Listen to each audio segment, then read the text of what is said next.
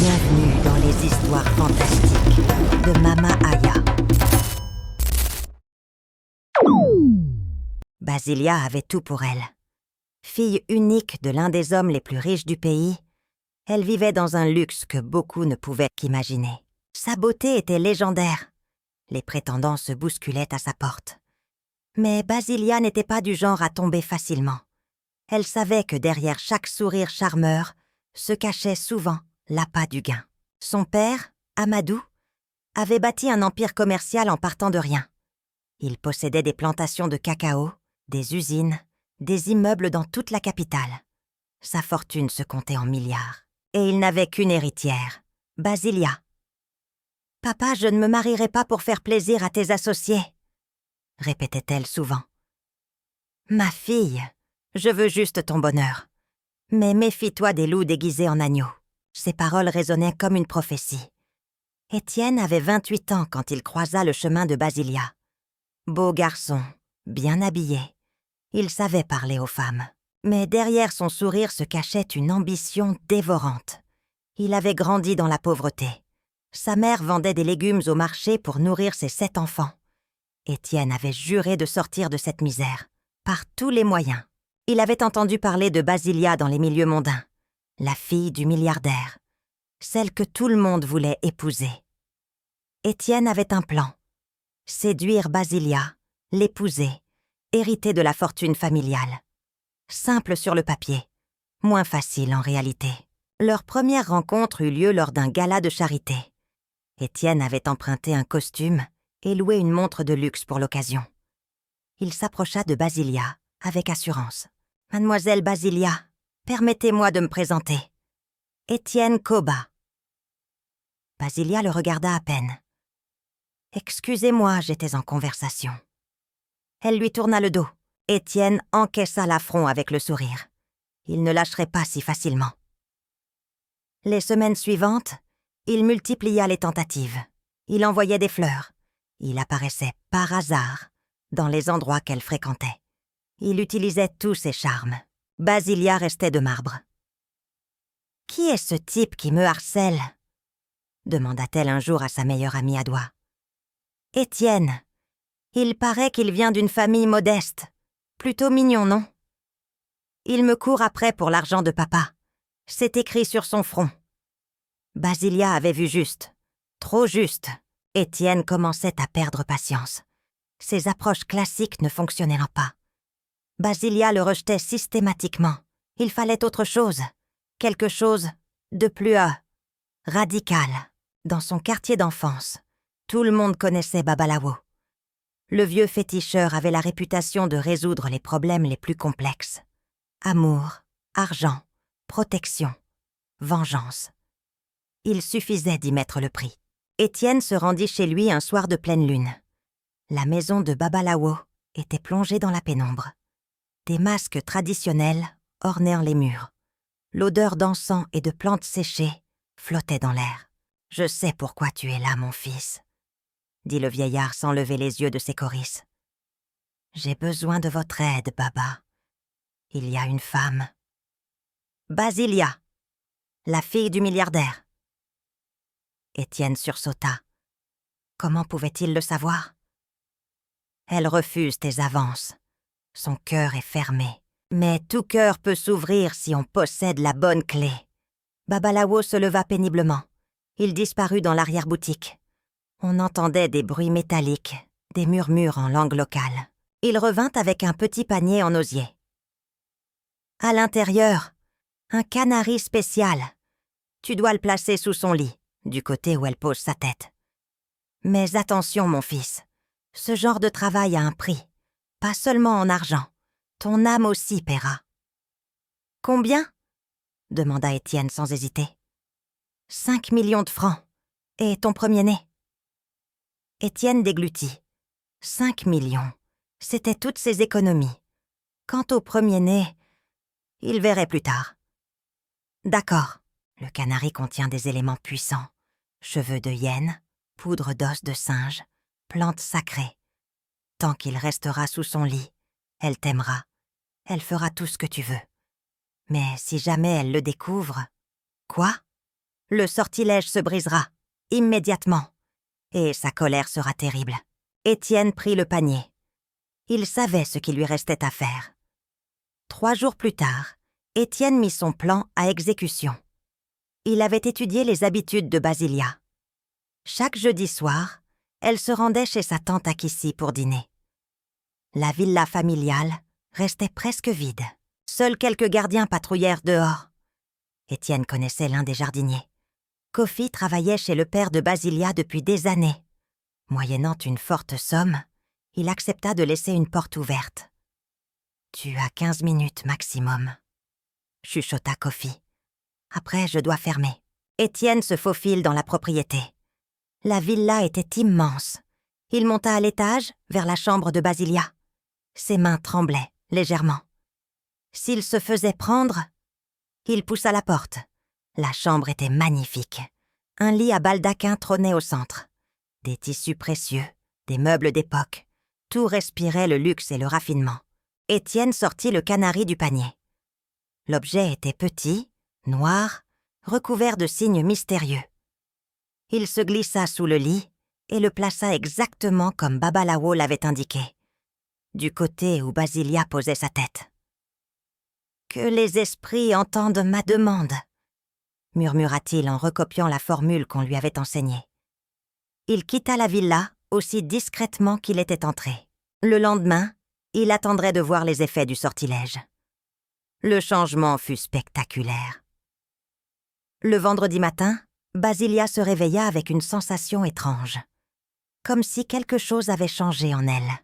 Elle se sentait différente, plus ouverte, plus réceptive. Quand Étienne l'appela dans l'après-midi, elle accepta de le voir. « Étienne ? Oui, pourquoi pas. Retrouvons-nous au café de l'hôtel Hibiscus. » Adoua, sa meilleure amie, n'en croyait pas ses oreilles. « Tu plaisantes ? Hier encore, tu disais que ce type était un coureur de dot. » J'ai peut-être été trop dure. Il mérite une chance. Au café, Basilia regardait Étienne avec des yeux nouveaux. Il lui paraissait soudain irrésistible. Ses paroles résonnaient comme des vérités absolues. Quand il lui prit la main, elle ne la retira pas. « Basilia, j'aimerais qu'on apprenne à se connaître davantage. » Moi aussi, Étienne. En quelques semaines, ils devinrent inséparables. Basilia était transformée. Elle, qui était si méfiante auparavant, fondait littéralement pour Étienne. Elle l'invitait partout, le présentait à ses amis, parlait de lui constamment. Son père, Amadou, observait ce changement avec inquiétude. « Ma fille, tu es sûre de ce garçon ? Il ne me dit rien qui vaille. »« Papa, tu ne le connais pas. Étienne est merveilleux. D'où vient-il exactement ? Que fait-il dans la vie ? » Il est dans le commerce. Amadou fit discrètement enquêter sur Étienne. Les résultats le confirmèrent dans ses doutes. Le jeune homme n'avait pas d'emploi stable, pas de patrimoine. Sa famille était pauvre. Tout indiquait qu'il en voulait à la fortune de Basilia. « Basilia, ce garçon n'est pas pour toi. Je l'interdis de le revoir. » Pour la première fois de sa vie, Basilia se rebella contre son père. « Je l'aime, papa. Tu ne peux pas m'empêcher de vivre l'amour. »« L'amour ? Tu ne le connais que depuis 2 mois. C'est lui ou personne. » Amadou était désorienté. Sa fille sage et obéissante était devenue une étrangère. Que s'était-il passé ? Étienne poussa son avantage. Il demanda Basilia en mariage au bout de 4 mois seulement. Elle accepta sans hésitation. « Mon cœur, marions-nous vite. Je ne peux plus vivre sans toi. »« Oui, Étienne, le plus tôt possible. » Amadou refusa catégoriquement de bénir cette union. « Tu fais une erreur monumentale, ma fille. Ce mariage ne se fera pas. Dans ce cas, je partirai avec lui. Tu ne me reverras plus. » Le chantage fit mouche. Amadou ne pouvait pas perdre sa fille unique. Il céda, le cœur lourd. « D'accord, mais ce sera un contrat de séparation de biens. » Étienne et Basilia protestèrent d'une même voix. « Papa, nous nous aimons. Nous voulons tout partager. » Monsieur Amadou, respectez les sentiments de votre fille. » Amadou finit par accepter la communauté des biens. Il pensait protéger sa fille en gardant le contrôle de ses entreprises. Il ne savait pas qu'il venait de signer sa propre condamnation. Le mariage fut célébré dans la plus stricte intimité. Amadou avait refusé une grande cérémonie. Seules les familles proches étaient représentées. Dans son costume de location, Étienne rayonnait. Il avait réussi la première partie de son plan. La première année de mariage fut étrange. Basilia vivait dans un bonheur artificiel. Elle adorait son mari, répondait à tous ses désirs, ne le contredisait jamais. Étienne menait sa femme comme il voulait. Il s'installa naturellement dans la villa familiale. Amadou avait proposé de leur acheter une maison, mais Étienne avait refusé. « Nous sommes si bien ici, beau-père. Et Basilia ne veut pas quitter sa chambre d'enfance. » En réalité, Étienne ne voulait pas éloigner Basilia du Canari. Le sortilège ne fonctionnait qu'à proximité. Il commença discrètement à s'immiscer dans les affaires d'Amadou. Il posait des questions, consultait des documents, rencontrait les associés. Amadou sentait le danger, mais Basilia défendait toujours son mari. « Papa, Étienne s'intéresse juste à tes activités. Il veut comprendre pour mieux t'aider. »« M'aider ? Il n'y connaît rien aux affaires. Tu es injuste avec lui. Il est très intelligent. » Amadou voyait sa fille lui échapper peu à peu. Elle prenait systématiquement le parti d'Étienne contre lui. Dans sa propre maison, il se sentait de trop. Un soir, il convoqua Étienne dans son bureau. « Qu'est-ce que tu veux exactement ? » « Pardon, beau-père ? » « Ne joue pas au plus malin avec moi. Je sais que tu n'aimes pas ma fille. Tu en veux à mon argent. » Étienne garda son calme. « Vous vous trompez. J'aime Basilia plus que tout au monde. »« Dans ce cas, prouve-le. Accepte un contrat de séparation de biens. »« Impossible. Nous sommes mariés. Tout nous appartient. »« Pas tant que je serai vivant. » Étienne sourit froidement. « Effectivement. Pas tant que vous serez vivant. » Amadou mourut 1 an jour pour jour après le mariage de sa fille. Officiellement, il fit une crise cardiaque dans son sommeil. Rien de suspect. L'homme avait 68 ans et souffrait d'hypertension. Seul Étienne connaissait la vérité.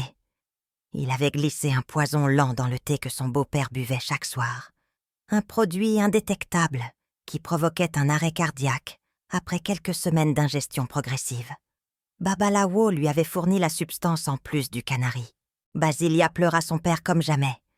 Étienne joua parfaitement le gendre épouré. « Mon cœur, nous devons être forts. Papa aurait voulu qu'on continue à vivre. »« Tu as raison. Heureusement que tu es là. » La lecture du testament fut une formalité.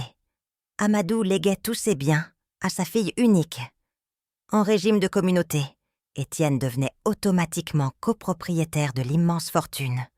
Le plan avait fonctionné à la perfection. À 29 ans, Étienne possédait plusieurs milliards. Il était devenu l'un des hommes les plus riches du pays. Sa mère pouvait arrêter de vendre des légumes. Ses frères et sœurs ne manqueraient plus jamais de rien. Mais le sortilège devait continuer. Basilia ne devait rien soupçonner. Pendant 3 ans, Basilia vécut comme une marionnette entre les mains d'Étienne. Il gérait seul les entreprises héritées de son beau-père. Il prenait toutes les décisions importantes. Il contrôlait même les sorties et les amitiés de sa femme. « Mon cœur, tu ne penses pas qu'Adoua est une mauvaise influence ? Si tu le dis, Étienne, je la verrai moins. Ces robes ne te vont pas. J'ai fait livrer de nouvelles tenues. Tu as bon goût. Je porterai ce que tu veux. » Basilia avait perdu toute personnalité propre. Elle ne vivait plus qu'à travers son mari. Ses anciens amis s'inquiétaient de cette transformation, mais elle les écartait progressivement. Étienne menait grand train. Il achetait des voitures de luxe, des bijoux, des montres. Il fréquentait d'autres filles, les casinos et les clubs huppés. L'argent coulait à flots. Basilia ne disait jamais rien. Elle approuvait tout ce qu'il faisait. Le couple n'avait pas d'enfant. Étienne s'arrangeait pour l'éviter. Il se souvenait de sa promesse à Babalawo concernant le premier-né. Et puis, un héritier compliquerait ses plans. Chaque nuit, Basilia dormait au-dessus du canari sans le savoir. L'objet mystique maintenait son emprise sur elle. Elle rêvait parfois de son père, qui semblait vouloir lui dire quelque chose d'important. Mais au réveil, elle ne se souvenait de rien. Le drame arriva un mardi matin de saison sèche. Basilia avait voulu réaménager la chambre conjugale. Elle trouvait que les meubles avaient jamais besoin d'être dépoussiérés et repositionnés. « Marie, aidez-moi à déplacer le lit », dit-elle à la femme de ménage. « Madame, c'est très lourd. On devrait demander aux hommes. »« Non, nous y arriverons à deux. » Elles soulevèrent Nafar le matelas, puis le sommier. En dessous s'étalait la poussière de plusieurs années. Et au milieu de cette poussière, un petit objet noir que Basilia n'avait jamais vu. « Qu'est-ce que c'est que ça ?» Elle se baissa et ramassa le canari. L'objet était étrange, recouvert de signes incompréhensibles. Il dégageait une odeur particulière, mélange de terre et d'herbes séchées. À l'instant où ses doigts touchèrent le canari, Basilia ressentit comme un choc électrique. Sa tête se mit à tourner. Des images floues défilèrent devant ses yeux. Elle eut l'impression de sortir d'un long rêve. « Madame, ça va ?» demanda Marie, inquiète. Basilia ne répondit pas. Elle fixait l'objet avec une fascination mêlée d'horreur. Quelque chose venait de changer en elle, brutalement, définitivement. Les souvenirs affluèrent d'un coup. Son père qui la mettait en garde contre Étienne, sa propre méfiance au début, puis ce changement inexpliqué d'attitude, ce mariage précipité, cette soumission totale à son mari. « Qu'est-ce qui m'est arrivé ?» murmura-t-elle. Elle regarda autour d'elle comme si elle découvrait la pièce pour la première fois depuis 4 ans. Les meubles déplacés par Étienne, les photos de son père qui avait mystérieusement disparu. La garde-robe entièrement renouvelée, selon les goûts de son mari. Marie la regardait avec inquiétude. « Madame K.O.B.A. Ne m'appelez plus jamais comme ça !» cria soudain Basilia. La domestique sursauta. Elle n'avait jamais vu sa patronne dans cet état. Basilia serra le canari dans sa main.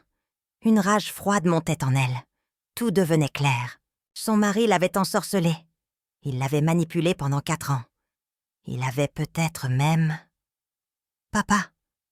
murmura-t-elle en pensant à la mort subite de son père. Elle devait agir vite. Mais surtout, elle devait rester discrète. Étienne ne devait pas savoir qu'elle avait découvert son secret. Quand Étienne rentra le soir, Basilia l'accueillit avec son sourire habituel. « Bonsoir, mon chéri. Tu as passé une bonne journée ? » ?»« Excellente. Et toi, qu'as-tu fait ? » ?»« J'ai réaménagé notre chambre. J'espère que ça te plaira. » Étienne monta voir les changements. Le lit était effectivement dans une autre position, plus près de la fenêtre. Il ne remarqua rien d'anormal. « C'est très bien, mon cœur. Tu as du goût. » Basilia souriait, mais intérieurement, elle bouillait. Chaque mot doux de son mari lui donnait envie de vomir. Comment avait-elle pu être aveugle si longtemps ? Elle avait caché le canari dans un tiroir de sa commode, loin du lit. Elle voulait être sûre que son effet était définitivement rompu. Au dîner, elle observait Étienne discrètement. Ses gestes, ses expressions, ses paroles. Tout lui paraissait maintenant calculé, faux, manipulateur. « Tu sembles préoccupé, » dit Étienne. « Non, pas du tout. Je pensais juste à papa. Il me manque. »« À moi aussi, » mentit-il. C'était un homme bon. « Un homme à qui tu as ôté la vie, » pensa Basilia. Mais elle se contenta de hocher la tête. « Oui, un homme très bon. » Les jours suivants, Basilia joua la comédie parfaitement. Elle continuait à se comporter comme l'épouse soumise qu'elle avait été pendant 4 ans. Étienne ne soupçonnait rien, mais en secret, elle menait son enquête. Libérée de l'emprise du sortilège, Basilia recouvrait peu à peu sa vraie personnalité. Son intelligence naturelle, sa méfiance, sa détermination. Elle entreprit méthodiquement de découvrir toute la vérité sur son mari. Elle fouilla ses affaires pendant qu'il était au bureau.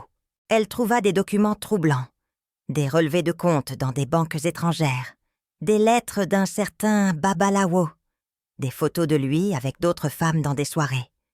Une lettre retint particulièrement son attention.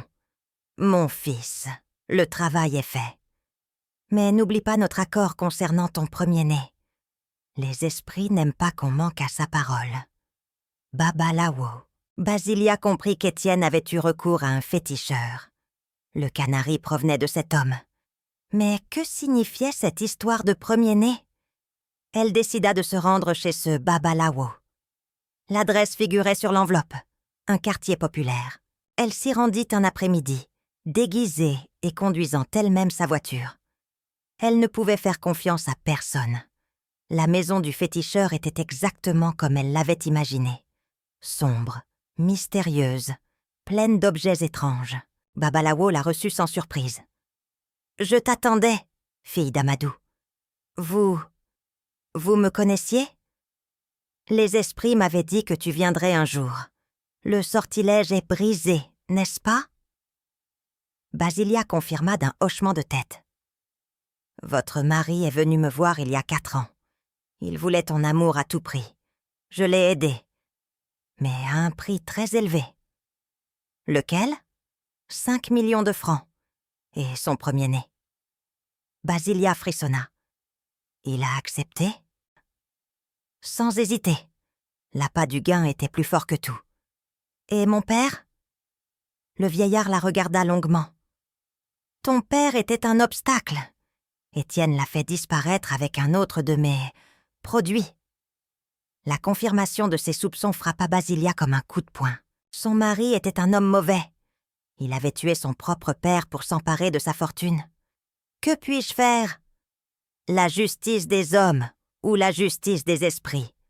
À toi de choisir. Expliquez-moi. Si tu veux que les esprits s'occupent toi-même de lui, je peux arranger ça. Mais ce sera radical, définitif. Basilia réfléchit quelques instants. Non, je veux qu'il paie selon la loi des hommes. Mais j'aurai besoin de preuves. Babalawo sourit. Les preuves, il les a gardées, par orgueil. Cherche dans son coffre-fort personnel. De retour à la villa, Basilia chercha le coffre-fort dont parlait le féticheur. Elle le trouva dans le bureau d'Étienne, dissimulé derrière un faux panneau. Problème, elle ne connaissait pas la combinaison. Elle essaya plusieurs possibilités. Sa date de naissance, celle de leur mariage, celle de la mort de son père. C'était ça. La date de la mort d'Amadou. Étienne avait choisi cette combinaison par cynisme. Le coffre contenait une véritable mine d'informations. Des documents prouvant les détournements d'argent, des photos compromettantes avec d'autres femmes, et surtout, un petit flacon encore à moitié plein d'une poudre brunâtre. Une étiquette manuscrite indiquait « Pour le vieux, 3 grammes par semaine, dans son thé du soir ». Basilia tenait enfin la preuve que son mari avait empoisonné son père. Elle photographia tous les documents avec son téléphone. Maintenant, elle devait élaborer sa stratégie. Basilia avait plusieurs options. Aller directement à la police avec les preuves, confronter Étienne, ou être plus subtile. Elle choisit la subtilité. Étienne avait été patient et méthodique dans son crime. Elle le serait aussi dans sa vengeance. D'abord, elle contacta discrètement l'avocat de son père. Maître Koné était un homme intègre qui avait toujours eu des doutes sur Étienne. « Madame Basilia. Pardon, K-O-B-A. Que puis-je faire pour vous? » « Maître, j'ai des révélations importantes à vous faire. Mais pas au téléphone. Pouvons-nous nous voir? » Ils se rencontrèrent dans un café discret. Basilia lui raconta tout. Le sortilège, le meurtre de son père, les détournements d'argent. L'avocat était abasourdi. « Vous avez les preuves de ce que vous avancez? »« Tout est là, » dit-elle en lui montrant les photos des documents. Maître Koné examina attentivement chaque élément. « C'est énorme. Votre mari risque la prison à vie. » « C'est exactement ce que je veux. Mais nous devons être prudents. Il ne faut pas qu'il ait le temps de faire disparaître les preuves physiques. » Ils établirent un plan. L'avocat alerterait discrètement la police judiciaire. Une perquisition serait organisée au moment opportun. Basilia devait continuer à jouer la comédie en attendant. Étienne ne se doutait de rien. Il continuait sa vie de faux milliardaire. Il avait même une maîtresse officielle, une jeune mannequin prénommée Vanessa, qu'il couvrait de cadeaux. Basilia était au courant. Elle avait fait surveiller son mari par un détective privé. Les photos les montraient ensemble dans des restaurants chics et des hôtels de luxe. Un soir, elle décida de tester les réactions d'Étienne. « Mon chéri, j'aimerais qu'on ait un enfant. » Étienne faillit s'étrangler avec son verre de vin. « Un enfant? Maintenant? Pourquoi pas? Nous sommes mariés depuis 4 ans. Papa aurait aimé avoir des petits-enfants. Mais nous sommes si bien tous les deux. Un enfant changerait tout. Tu ne veux pas d'enfant avec moi? » Étienne était piégé. Il ne pouvait pas expliquer son refus sans révéler l'accord passé avec Babalawo. Bien sûr que si. Mais attendons encore un peu. Laisse-moi d'abord consolider nos affaires. Basilia insista plusieurs fois les jours suivants. Elle voyait bien que le sujet rendait Étienne nerveux. Elle en était presque amusée. En parallèle, l'enquête de police avançait. Maître Koné avait transmis les éléments aux autorités. Le procureur avait ouvert une information judiciaire pour meurtre et détournement d'actifs. Il ne restait plus qu'à arrêter Étienne. Le coup de filet eut lieu un jeudi matin. Basilia avait fait en sorte d'être absente de la villa. Elle était chez sa tante Akissi quand la police débarqua. Étienne était encore au lit quand les gendarmes enfoncèrent la porte de la chambre. « Étienne Koba, vous êtes en état d'arrestation pour meurtre et détournement d'actifs. »« Quoi? Il y a erreur. Je n'ai rien fait. Levez-vous et suivez-nous. » Les policiers fouillèrent méthodiquement la villa. Ils trouvèrent le coffre-fort ouvert et tous les documents compromettants. Étienne avait négligé de le refermer après sa dernière visite. Quand ils découvrirent le flacon de poison, Étienne comprit que tout était fini. « Comment avez-vous su ?» demanda-t-il aux enquêteurs. « Votre femme nous a tout dit. » À ce moment-là, Basilia fit son apparition. Elle avait pris soin de paraître choquée et bouleversée. « Étienne, qu'est-ce qui se passe? »« Salope !» cria-t-il en se débattant contre les menottes. « Tu m'as piégé. »« Je ne comprends rien, » répondit-elle innocemment. Mais son regard croisa celui d'Étienne. L'espace d'une seconde, il y vit une lueur de triomphe glaciale. Il comprit alors que sa femme n'était plus la marionnette docile qu'il manipulait depuis 4 ans. « Tu savais, » chuchota-t-il avec haine. « Je sais tout, » répondit-elle d'une voix à peine audible. Les gendarmes emmenèrent Étienne sous les regards des domestiques ébahis. Basilia joua parfaitement son rôle d'épouse trahie et ignorante. « Commissaire, je ne comprends pas. Mon mari... Un meurtrier ? Madame, nous avons des preuves accablantes. Il a empoisonné votre père et détourné des millions. »« Mon père! Mon Dieu !» Elle s'effondra dans un fauteuil, en larmes. Personne ne soupçonna qu'elle était l'informatrice. L'affaire fit la une de tous les journaux du pays. Le gendre qui a tué pour hériter. Crime et sortilège dans la haute société. Étienne clama son innocence jusqu'au bout. Il niait avoir empoisonné son beau-père. Il prétendait que les documents étaient là des faux. Il accusait même Basilia d'avoir monté un complot contre lui. « Ma femme a tout inventé !» criait-il depuis le box des accusés. « Elle veut récupérer l'héritage de son père. » Mais les preuves étaient trop nombreuses et trop précises. Le flacon de poison portait ses empreintes. Les témoins confirmaient ses liens avec le féticheur Babalawo. Les relevés bancaires prouvaient qu'il avait dilapidé une partie de la fortune familiale. Basilia témoigna avec une émotion parfaitement maîtrisée. « Monsieur le Président, j'ai vécu 4 ans avec cet homme sans jamais soupçonner sa vraie nature. Il m'avait complètement manipulée. Quand j'ai découvert la vérité, j'ai eu le devoir de la révéler à la justice. Comment expliquez-vous votre aveuglement durant toutes ces années? Je l'aimais. L'amour rend aveugle, malheureusement. Elle ne parla jamais du canari ni de l'envoûtement. Ce détail restait son secret. D'ailleurs, qui l'aurait cru? L'avocat d'Étienne tente une dernière carte. « Madame Koba, n'est-il pas vrai que vous avez découvert l'infidélité de votre mari? Cette accusation de meurtre ne serait-elle pas une vengeance de femme trompée ?» Basilia le regarda droit dans les yeux. « Maître, si j'avais voulu me venger d'un adultère, j'aurais demandé le divorce. Pas inventé un meurtre. Mon père est mort, empoisonné par cet homme que j'ai eu le malheur d'épouser. » La salle d'audience était suspendue à ses lèvres. Elle incarnait parfaitement la veuve éplorée et la fille vengeresse. Après 3 semaines de débat, le jury se retira pour délibérer. Le verdict tomba un vendredi soir.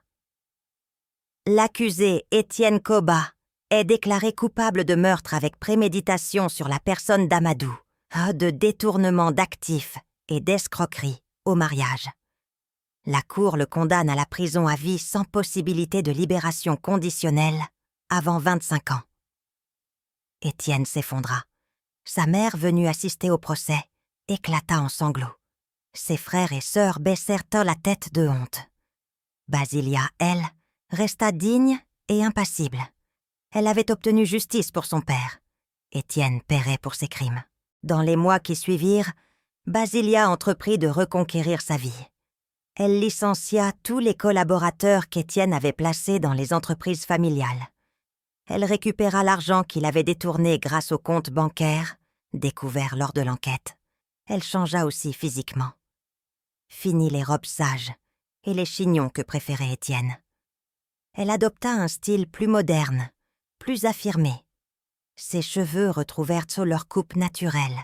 Ses vêtements exprimaient enfin sa vraie personnalité.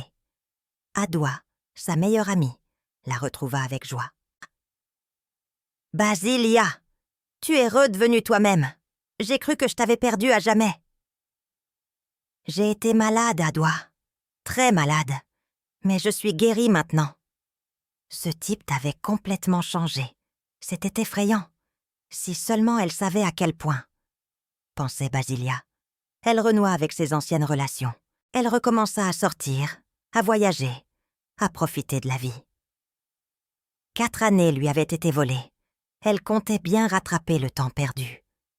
Côté business, elle se révéla une gestionnaire redoutable, plus perspicace et plus déterminée que son père ne l'avait jamais été. En quelques mois, elle doubla les bénéfices de l'empire familial. Les hommes d'affaires qui l'avaient sous-estimée découvraient une adversaire coriace. Certains regrettèrent le temps où Étienne dirigeait les sociétés avec incompétence. Naturellement, les prétendants ne tardèrent pas à se manifester. Basilia était redevenue l'un des plus beaux partis du pays. Jeune, belle, riche et désormais libre. Mais elle les éconduit tous poliment. « Je sors tout juste d'un mariage catastrophique. J'ai besoin de temps. » En réalité, l'expérience avec Étienne l'avait profondément marquée. Elle ne faisait plus confiance à personne. Derrière chaque sourire charmeur, elle voyait un potentiel manipulateur. 1 an après le procès, en rangeant définitivement les affaires d'Étienne, Basilia retomba sur le fameux canari. Elle l'avait presque oublié, caché au fond d'un tiroir. L'objet lui faisait encore frissonner. Ce petit pot de terre avait été l'instrument de sa servitude. À cause de lui, elle avait perdu 4 ans de sa vie. À cause de lui aussi, son père était mort. Elle hésita à le détruire. Puis elle pensa à toutes les femmes qui pourraient subir le même sort qu'elle. Elle décida de le rapporter à son créateur. Babalawo l'accueillit sans surprise dans sa maison sombre. « Tu reviens me voir, fille d'Amadou. Je vous rapporte ceci, » dit-elle en posant le canari sur la table. Le vieux féticheur examina l'objet. Il a bien servi, mais son pouvoir est mort avec la découverte. Détruisez-le, qu'aucune autre femme ne subisse ce que j'ai enduré. Et Étienne, tu es satisfaite de ta vengeance? Basilia réfléchit quelques instants. Ce n'était pas de la vengeance, c'était de la justice. Les esprits approuvent ta démarche. Ton père peut reposer en paix. » Babalawo jeta le canari dans un brasero. L'objet se consuma lentement, en dégageant une fumée âcre. Basilia ressentit comme un poids qui s'enlevait de ses épaules. « C'est fini, » murmura-t-elle. « Pour toi, oui. Mais d'autres viendront me voir avec les mêmes demandes. L'amour et l'argent rendent les hommes fous. Vous continuerez à les aider ?» Le vieillard haussa les épaules. « C'est ma nature. Toi, tu as eu la force de briser le sortilège et de punir le coupable. Toutes les femmes n'ont pas cette chance. » En sortant de chez le féticheur, Basilia se sentait vraiment libre pour la première fois depuis des années. Chers amis, Mama Aya vous conseille de vous méfier des changements soudains de personnalité chez vos proches. Si quelqu'un que vous connaissez bien devient subitement différent, sans raison apparente, posez-vous des questions. Ne laissez jamais personne contrôler totalement votre vie, même au nom de l'amour. L'amour véritable respecte votre personnalité et vos choix.